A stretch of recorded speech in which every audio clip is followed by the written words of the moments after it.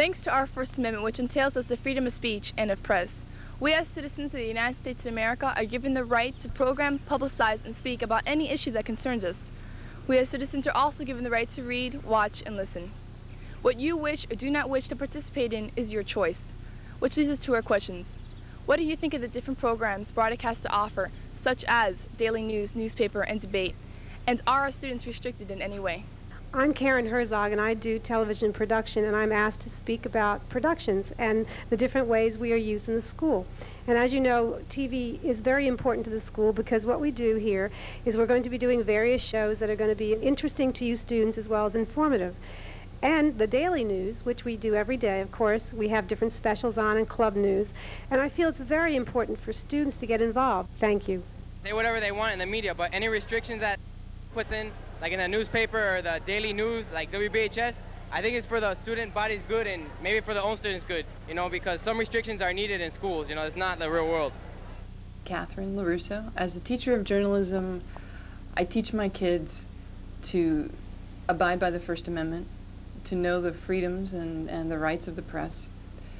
And I let them talk about anything they want to talk about. We talk about things like sex, drugs, anything that relates to kids in high school is fair game for the newspaper. The only thing that I ask them to do, and that I look for when I look at an article, is material that can be considered libelous or material that can be considered a public disruption. Managing editor of the Braddock Times, and on behalf of myself and the rest of the staff, I like to say that basically our rights and responsibilities are to tell the truth.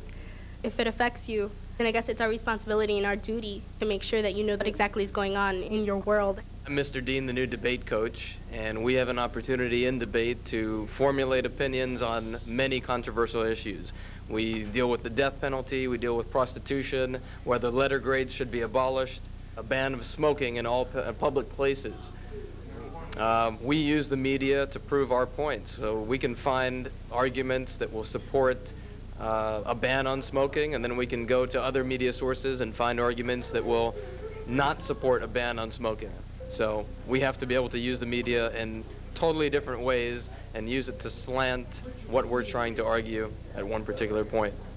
As president of the debate club, I feel that debate is a very good class to get into because we can talk about many controversial issues such as the legalization of prostitution, what we think on the economy and stuff like that, on welfare, many topics that are controversial, and in other classes we don't get into it.